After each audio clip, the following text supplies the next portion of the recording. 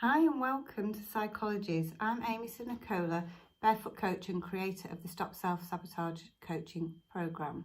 So in this short series of videos, I'm going to be talking a bit more about how to tap into your inner sage, your wisdom, your experience of life, and stop flexing your kind of self-compassion muscle a little bit more so that you can stop those thoughts and beliefs that seem to sabotage you from achieving your goals and really owning your success and getting to where you want to be. This is week 1, so we're going to be focusing on health and self-sabotage in week 1, but it's a series of 4 videos, so please do watch them in any order you like that feels most relevant to you. So grab a pen and paper because there's going to be some jotting down of thoughts and ideas involved.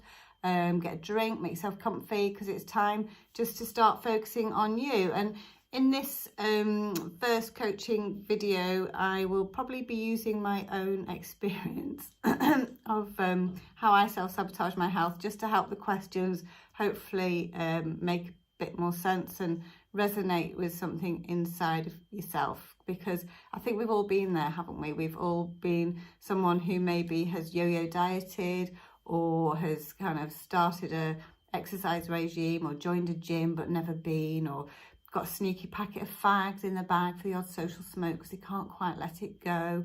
So many different health habits that we try to start, but we kind of cling on to ways that have served us well for some years, but we want to try and kick those habits and seem to really struggle with.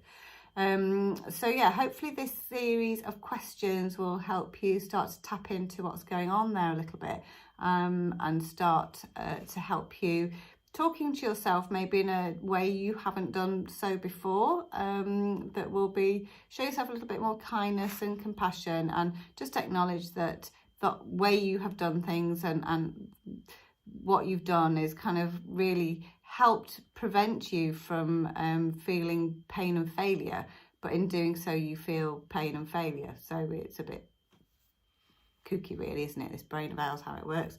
So excuse me, because I will have to look at my computer as well while I do this, because the questions are on there and I can't remember them all. So let me just get to the first one here. Sorry about this.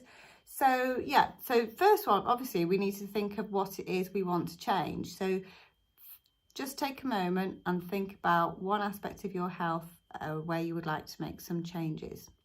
Okay? Feel free to pause the video at any time if you need just to stop and think about this for a moment. It's hard to think when I'm nabbering away, isn't it? Okay. So once you've got that, write that down. Yeah. And now I would like you to just spend a moment really imagining that you are starting out to make this change. As you start to think about this, what's your immediate response? How do you feel? Are you excited? Are you nervous? Are you scared? What is the little voice in your head telling you? Now you need to dig a little bit deeper here to think why, what's going on, what's the fears, what are the emotions, what are the beliefs behind what you're telling yourself. So just to put this into context for you, I'll share with you something that I struggle with regularly, and that's my eating habits. So for me, I might say something like, well, I would like to stop eating chocolate and biscuits quite so often because they just seem to miraculously find their way into my mouth on a daily basis.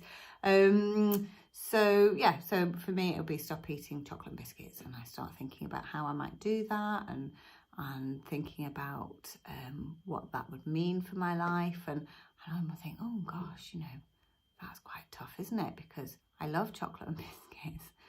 They make me happy. Life would be rubbish without chocolate and biscuits. I don't know if I can do it, and I've tried it before and it's not worked and I've failed.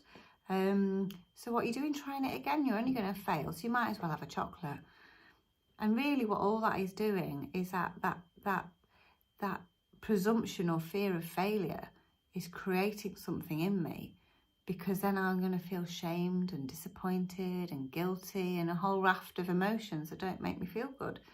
So it almost kind of prevents me from doing anything because I just expect that I can't do it. I can't do it. That's the belief, isn't it? I can't do it.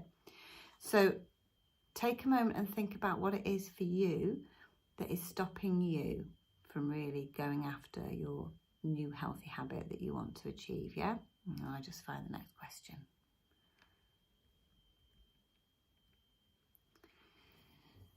So once you've kind of got a list of it might just be one belief, or it might be a few, just have a look at those and imagine you are your best friend talking, and what would they say to you?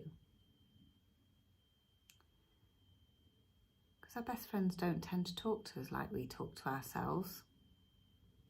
So again, for me, it would be maybe something like, well, you know, if you really want to stop eating chocolate, then you can, because you've made healthy changes in your life before, and you've managed to lose weight before, and you've managed to run half a marathon before. And, you know, when you really put your mind to something, you can do it.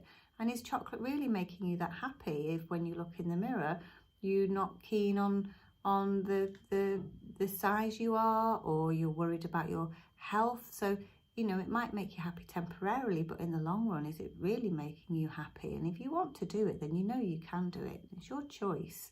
It's completely up to you. And I know you can do it because I believe in you. That's what you want to do. Yeah.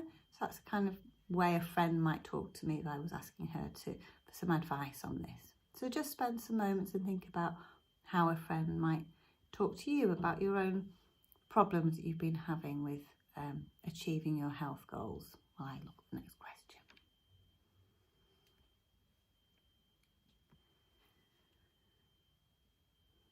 Okay, so once you've got that, I want you to take these things that you've written as your new empowering beliefs, and you're going to create a new empowering belief statement with this, yeah?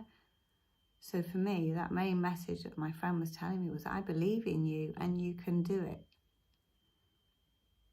So that's going to be my new empowering belief statement. So just take a moment to think about what yours might be. And after that, go back to the goal that you've set for yourself. And with your new empowering belief statements in mind, what will be the first step you're going to do to make this happen? And when will you do it? So I'm going to say, well, I'm going to rid the house of chocolate tomorrow. It's Monday, so that's the start of the week. That's when we traditionally start these things. So that if I want chocolate, I've got to walk to the shop to get it, by which time, hopefully, I'll have had a conversation in my head and worked out it's probably not helping me achieve my long-term goals. So I'll have just gone for a walk, which is a good thing. So what are you going to do and when are you going to do it? So write that down. And then the next thing I would like you to think about is what will you do to congratulate yourself? Yeah, write that down. And congratulating yourself in a way that's in line with your goals. So I'm not going to go and buy a bar of chocolate to congratulate myself. I might go and buy a psychology magazine and say I'm going to have half an hour peace and quiet to read my magazine. It's a bath, you know, a phone call with a friend that you've not spoken to for a while, something that you're going to enjoy, yeah, something that's going to be a positive reward for you. And now this is the bit that's going to get a little bit more complicated. Oh, sorry, I've forgotten a step there. Sorry, the other thing to think about is to think about the smallest measure of success that you can congratulate yourself for. Yeah, so there's no point me saying, oh, I'm going to congratulate myself with a magazine in 3 months' time when I've lost a stone, because that just seems far too far away. I'm going to congratulate myself in 3 days' time when I've managed to go for 3 days without actually eating a biscuit or a chocolate. Yeah, so it's something that's achievable. So with all that information now, you're going to start to craft your new empowering belief statement. Yeah, so bear with me while I make sure I get this right as I read it out to you. So you're going to say, I acknowledge that it can be hard for me to, and then you're going to insert your initial goal. So for me, it's stop eating chocolate. Because I believe, and then you're going to put in your initial kind of thoughts and beliefs with your fears and everything in. So I believe I can't do it, or I'm going to fail. Yeah, so I acknowledge that it can be hard to, insert your goal, because I believe, and then insert your negative belief statement. And I appreciate that actually this is just part of me that is trying to keep me safe, yeah, trying to protect me from the pain of failure. But I now know that I am able to achieve this because I, and then insert your new empowering belief statement. So I'm going to say, I know that I am able to achieve this because I believe that I can do it if I choose and want to. Yeah. And my goal is important to me. And when I have, you're going to put your measure of success in here. So when I have not eaten chocolate for 3 days, or when I have been to the gym 3 times in a row, or when I have not smoked for 1 week, or whatever it is you want to put in there. I'm just throwing things at you for ideas, but it's going to be individual to you. Then I will, and then you put in what you will do. So then I will buy Psychology's magazine and have a nice kind of half-hour peace and quiet to myself in a coffee shop. Not with chocolate though. Yeah, so I hope that makes sense, and hopefully that will help you work out some way around some of this these self-sabotaging thoughts that we initially have when we think about achieving our goals. Okay, so I look forward to talking to you again in our next video, and thank you for listening. Okay, bye.